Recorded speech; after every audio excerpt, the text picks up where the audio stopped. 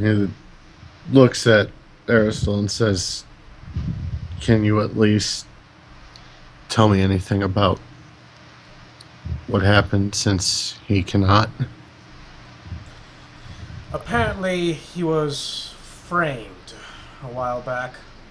From what I saw, your brother has been a rather devoted follower, and there's this fat man wearing a purple suit and a purple hat.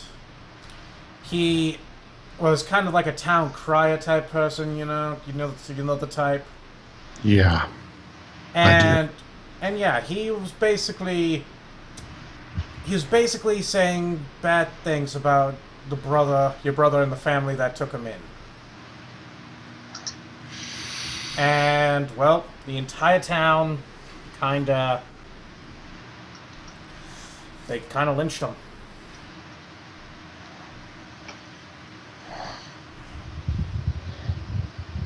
Yeah, yeah, they took out their tongues, lynched them, and then didn't even give him a decent burial. Keran's eyes, if they could be described as going black, have. And he says, "Does this man still live?" He does.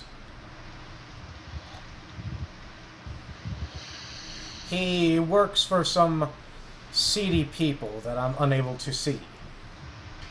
But I have an idea that you may run into him if you're lucky.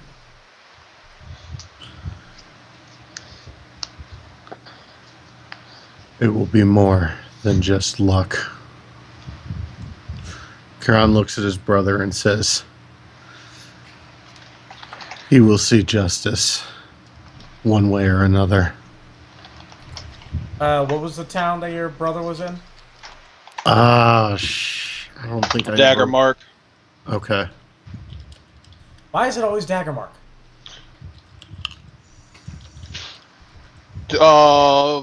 Was it actually Daggermark, or are you actually just saying things? Oh no, because well, it's Daggermark because Tony and Kira known each other since they were kids, and Yeah, we were from the same town, and yeah. Okay. So yeah, it would have been. Yeah. Tony's mother was actually going to take Keran in until he decided to run off into the forest and try and live there. Try. Did. Yeah. Thank you. Whatever.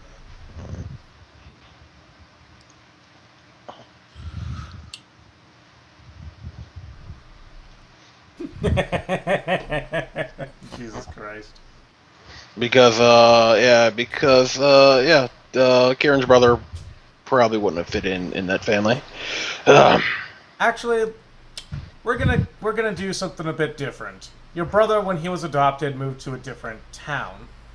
Okay, yeah, that would make sense. Indeed. Yeah. And let's see here. I don't got the book in here, so I'm not gonna go looking for it. I'll tell you the name of the town later, but he says name of town to be described later here. Okay.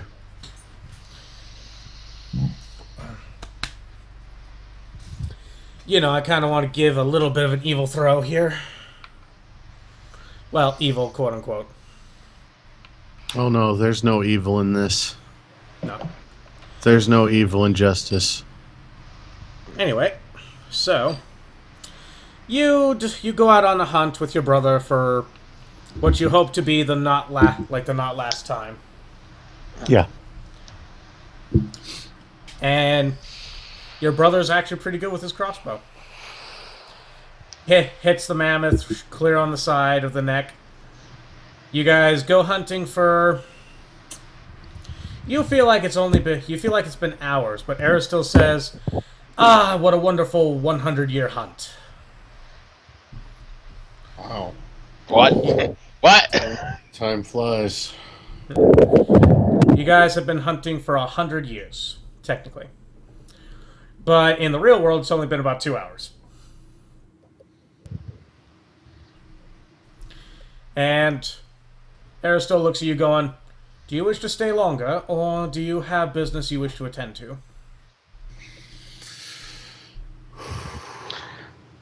Keran takes a slow breath and says, looking at his brother, as much as I would love to stay here, there are matters in motion that must be seen to. Mm-hmm. He nods. Is Kieran's bow special in any way?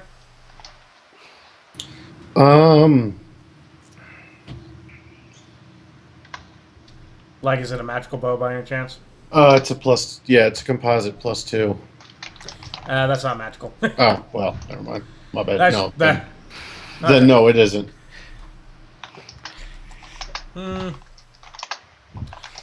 brother comes up. Your brother comes up to you, and he hands you the heavy repeating crossbow in his hands. He hands it to you, holds a hand up to his heart, puts his hand over yours, and nods with a smile.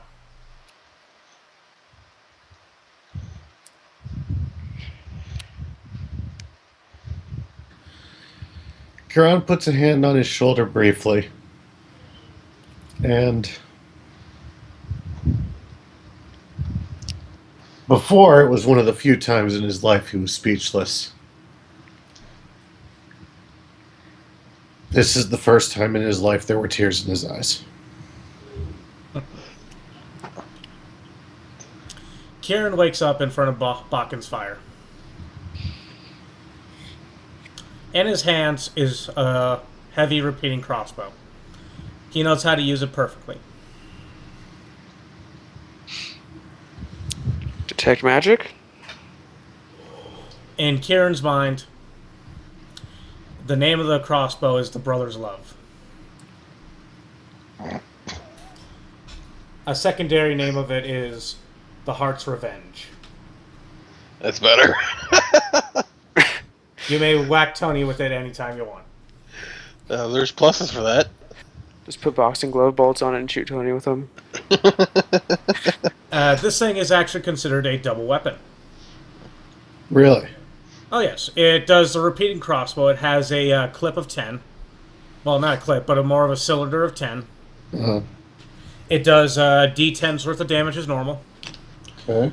It has a Bane special feature. Alright, hold on, I'm typing this down. Okay. For some reason my laptop is running slow. Yeah. It basically has the Inquisitor's ability of Bane. Oh, damn, that's actually fucking impressive. For 10 rounds a day.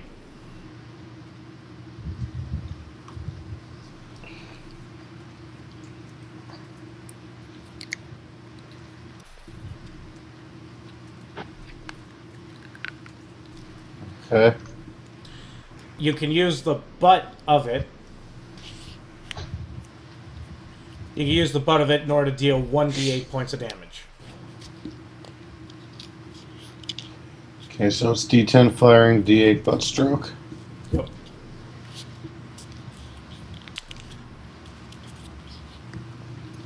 Alright. It actually feels very comfortable in your hands.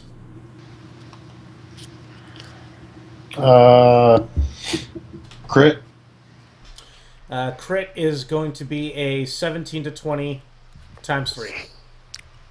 Damn. That's good. Yeah, it is. Now Walter needs to go on a spirit quest. Total attack bonus? It will give you a +2.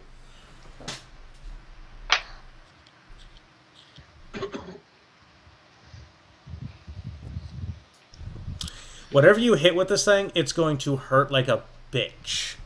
Mm-hmm. If it hits her top of hat, he's gonna hurt real bad. Which name are you going to know it by? Heart's Revenge. Nah.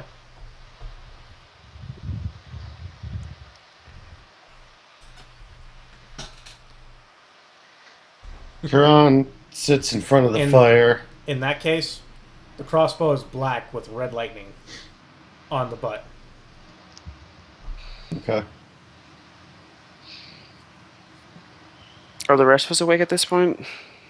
Oh yeah, you guys were awake. It's currently 8 p.m. It's dark. except for the fire.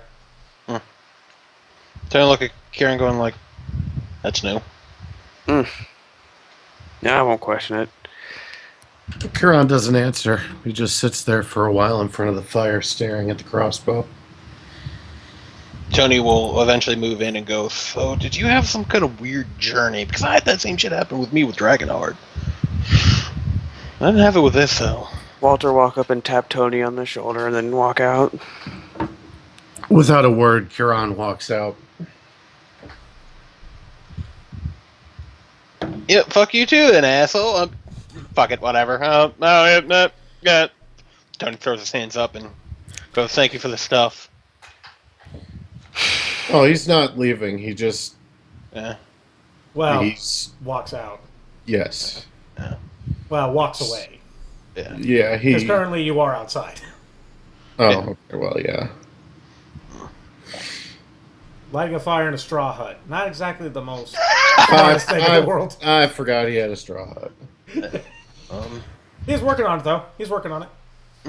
But, again, Bakken, your stuff is always amazing. Can I have dibs next time then? No. Fuck you. You already went on your spirit quest. No, I got tentacle raped by Cthulhu. There's a difference. Still better than nothing. I got to be insane for a while and have a personality. Vincent jarred loose. Sounds like a spirit quest to me. Actually, it was well, I mean, Vincent being jarred loose, I feel that was bound to happen eventually.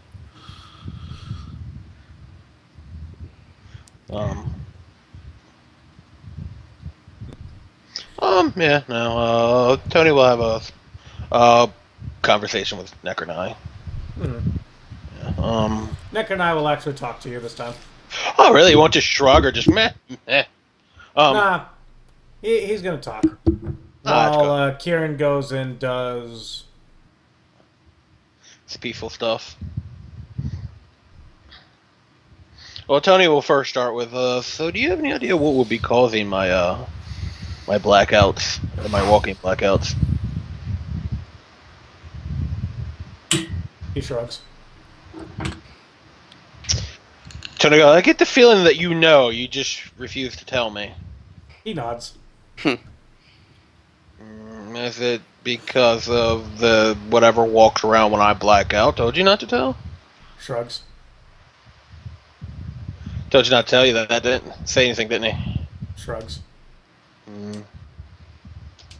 Tony would tell me, like, did you know that I had a brother once? Or that Mom used to tell me that I had a brother once. Nods. Huh. So, yeah. I don't know. Do you think it has anything to do with that? Shrugs. Yeah, he's sure. Yeah. Tony ponders, like, you know, I could try and use words and more information. Spins. Hands him a cigarette. Please stop doing that. Takes a cigarette. Spins while smoking. You're just an asshole. You know that. He nods. Yeah. Of course he nods. I know I am, asshole. Anyway. Walter will be like to the side, laying against a tree, just sort of doing maintenance on the sword and just sort of chuckling as he watches. Trying to go like, so I get the feeling that there's something else inside of me. Should I be worried about that? Shrugs. And not just the blackout parts, like something very wrong. Shrugs. Did you know I saw like this weird looking man with horns and fang teeth and a robot arm? Nods. He's telling me to get away for some reason. Any idea? Shrugs. You're not wanting to tell me, are you? Shrugs. You're just being an ass now, aren't you? Nods. You bastard. This is a very enthusiastic conversation. I know, right? I know. So there's 8 more of you out there, right? Skulls, anyway. Nods. So what can you tell me about them? Shrugs. You're a cunt. Nods. God, you're unbearable. God, how do I deal with you? Shrug. Shrugs. Yeah. So, do you think our plan is half-assed? Nods. You know, Grandpa, you instill such confidence into me. Nods. So you said you had planned for me. Shrugs. Tony slaps Necronai Hand goes through neck and eye. He shrugs. and just cackles to himself. The hand hits the spire that was inside Necronai. Oh God. Oh God. Does it? High or low? Hi. It does. I assume when Tony slaps, he'll actually pull the spider out with him. Yep. He'll look at his hand and go, "Oh my God!" and throw it in the ground. Stomp, stomp, stomp, Yeah. Spider crawling up arm. stomp. Fucking Walter's laughing his ass off at you. And Tony falls in the fire. Tony rolls What around an in fire, idiot. going, "Son of a bitch! You fucking goddamn die, spider, die! Fucking die!" Tony's on fire now. Tony rolls out of the fire and rolls out.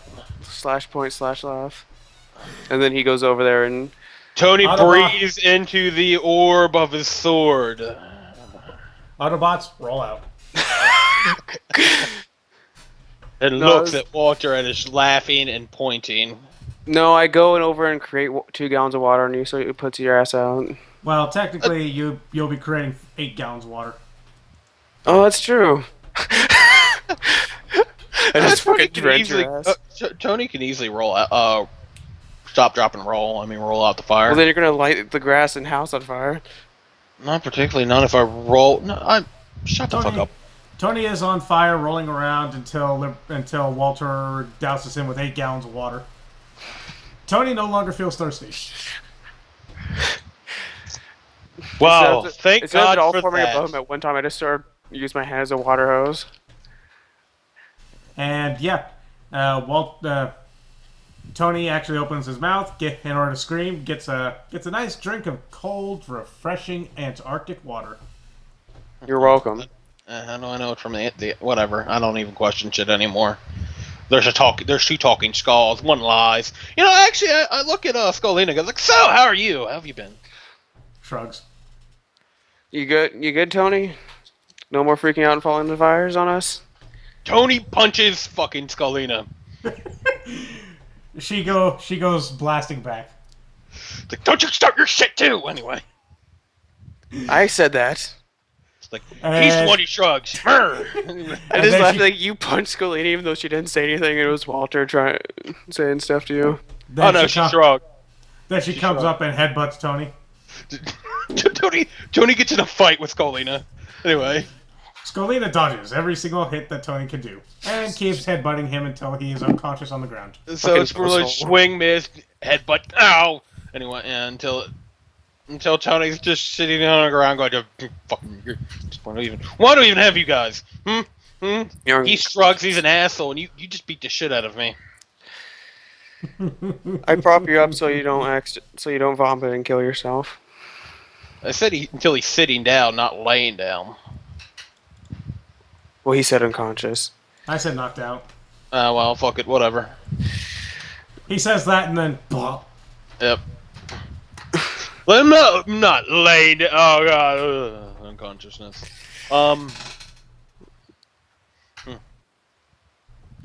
Anyway, so that's all done with Tony. Yeah. Tony's out for the night. Walter, you're sharpening your sword. It's a very sharp sword. It's a nice sword. It's very sharp. You're thinking of Selena. Oh, your darling Selena. You cannot stop thinking about her as you sharpen your sword. God damn, I'm gonna have to. She won't learn her fucking ABCs. The sword, and then you start suddenly getting the urge to stab Tony for some reason. Nah, he doesn't want to stab Tony. Nah, but you do remember the one shirt that Svetlana gave her. She walked out, you saw it, and it has almost barely fit her. It was kind of tight fitting. It had an arrow at the very bottom pointing down and the words "fuck me" on it. Of course it did. Tony laughs in his sleep. But yes, Walter's over here doing his thing. Verge, Yep. what are you up to? Well, if they're fucking around, then I'm getting high, I suppose. I might as well. The two old guys are getting high as hell. It's the pain in the joints. You gotta get rid of it. What pain in the joints? Well, exactly. I can't feel it now. Point. So you're getting high with Bakken. Tony's unconscious due to Scalina beating. Walter's thinking of his girlfriend. Nyx is currently training Hesperos. Keran? Keran is looking for something to kill. You wander around. You find some deer. Well, you find elk. You also find bandits. Find a couple of bandits taking a whiz. Not anymore.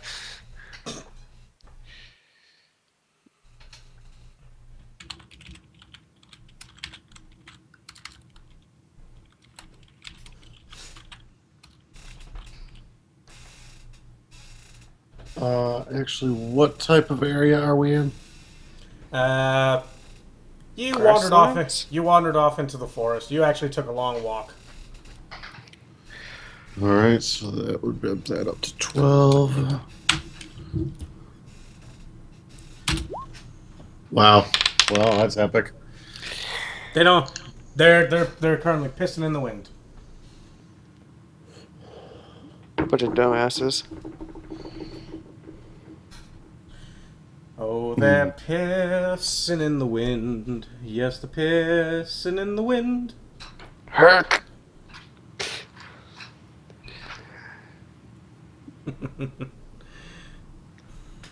Trying to think of how I actually want to do this.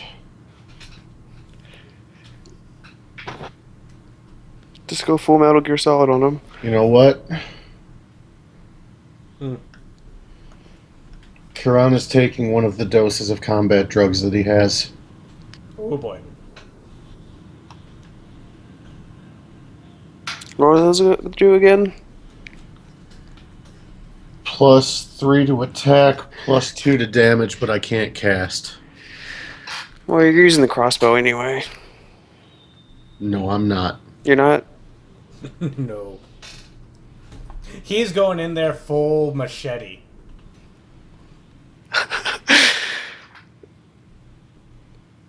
Let's see. How far away from them am I? Am I within... If I'm not within my movement? Does a hockey mask slowly descend from the sky? No. No. You're about...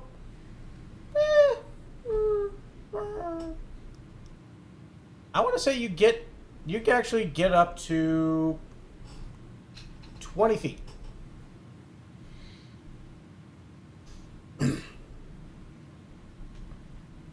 So unless you're a dwarf, you're within your movement. Yep. Let's see. That does a D6. Total attack is +2. Which means I would have a +4.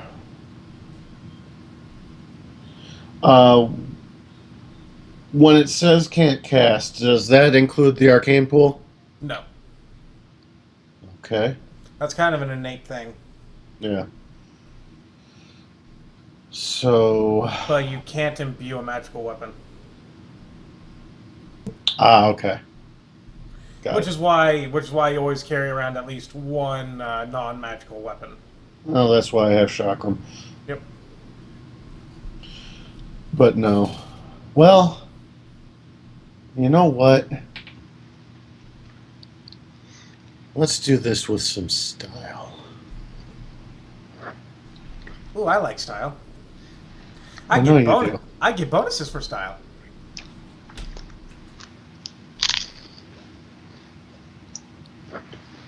Keran, without making a sound, focuses all of his rage and just every bit of pain that he is in right now into imbuing a chakram. You can overcast that.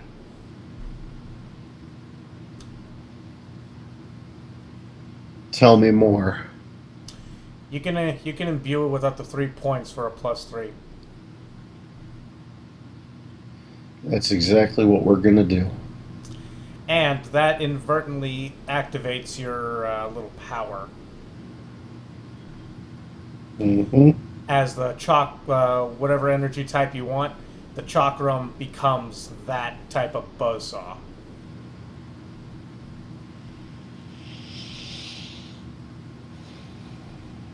Cold. Ooh, it is now a sharpened icicle circular disc of death and doom. It's black ice. Alright, so that's a +6. Humans are my favorite enemy, so that's +8. Imbued with 3 points, that's +11. Plus point blank range, I believe, for being so Yep. close is another point, so that's +12. Plus we're in the woods, which I, +14. yeah. Well, So is he killing a random pedestrian or something? no, they're bandits. Bandits. It also has the bounce. Oh.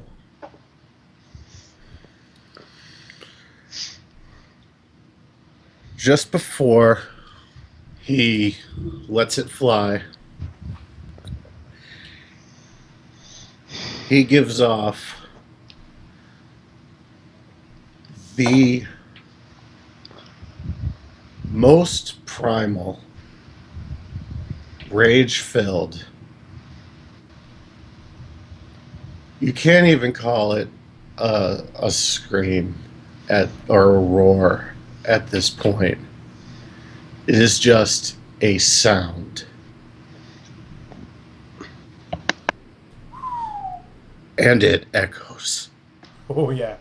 You guys miles away can hear the most bone-chilling sound ever. Oh God. Do my Keran sensors tingle? No. Yeah, well, I don't know what the fuck it is. Is Tony awake from that? Yeah. You start awake. You are afraid. Yeah, you can hit him, and you can bounce it twice in order to hit the other guy if you want. Oh, yes. So go ahead, bounce, roll another attack roll. Jesus. Is that a crit? No. No. Oh, You hit both of them. They take the chakram damage plus your imbuement plus 3d8.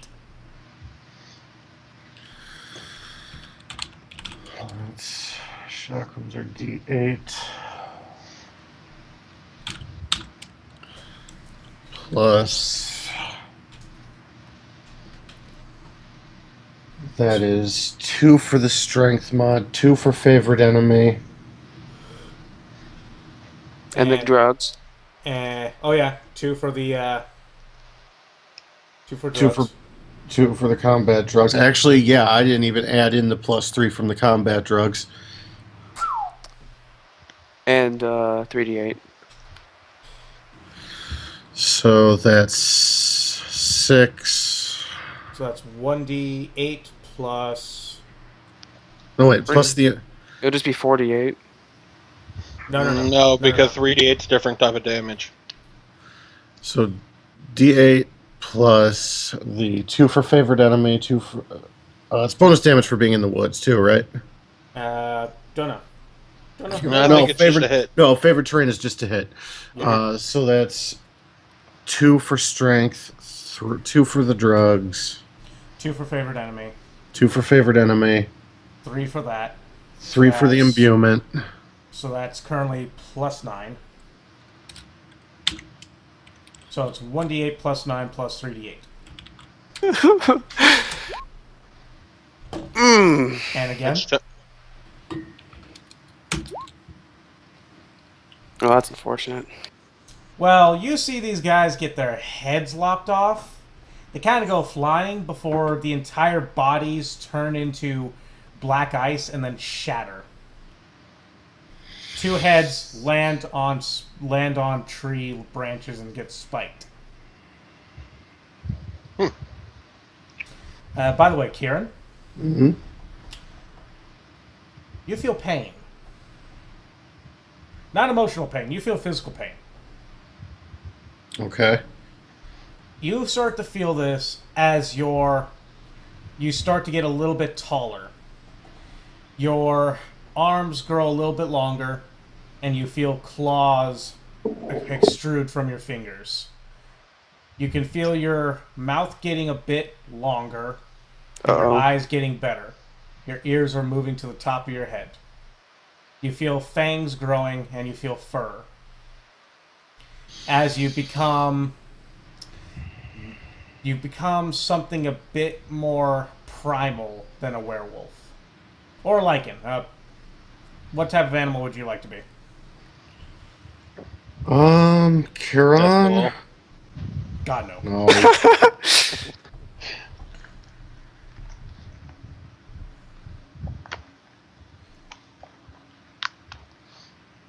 Obviously a werebear. No. He's not a bear. As Grimace has pointed out, you'll get banned for that. No. Keran would be more wolf-like. Okay. So you basically become a primal natural werewolf. I was gonna say something like a cougar or whatever. He's not a 40-year-old woman. I was saying that more because he's more ambushy than that. Wolves are ambushy. Bushy. Have you ever seen wolves hunt? It's kind of a terrifying thing. But not Kieran. Mm-hmm. You feel awake.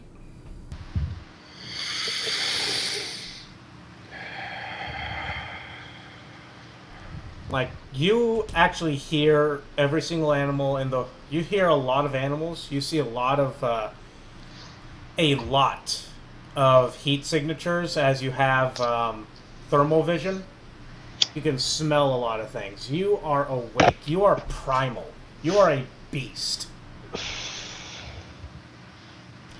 And you decide to hunt for the rest of the night this way. I'm fine with that. Come morning, you actually wake up out of that. You're back to being Keran. You still have your armor, you still have your weapons. It looks as if it merged alongside you. Okay. Because fuck that bullshit, I'm not going through that. Yeah. I buy new armor and shit every single time. No, just like And- unequip it. You feel that you know the stories of those who've been accursed by lycanthropy, Mm-hmm. and they feel like there's a caged beast inside of them, that it's like trying to fight its way out. You feel as if you are the beast. You feel as if you are one with it.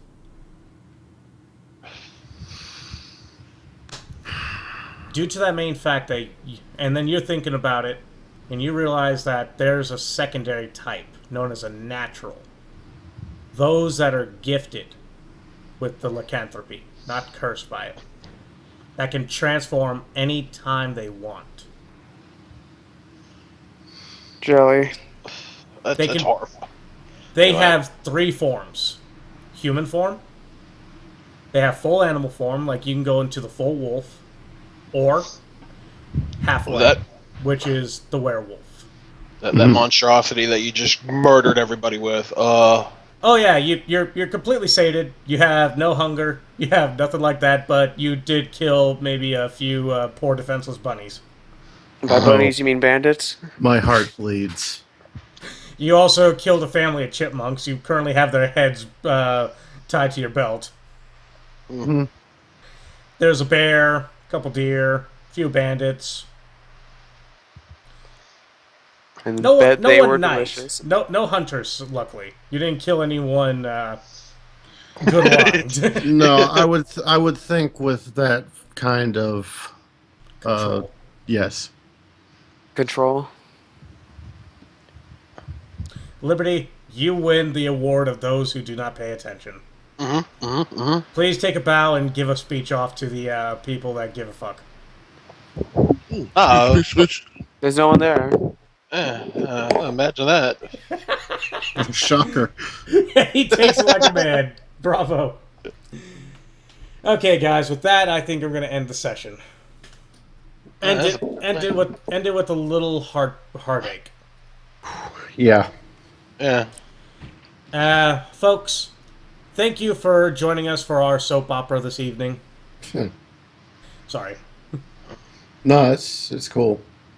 Anyway, thanks for joining us this evening. You've been all a wonderful audience. And as always, I've been your illustrious host, Lord Zedek Tigredius Haruk. And as always, I love you all. You have a wonderful night. And if you have a family member, go hug them right now. Go hug your dad, go hug your mom, go hug your sister, go hug your brother. Go hug every single person that you can. Hand You all up have a good night. hugs. You all have a good night.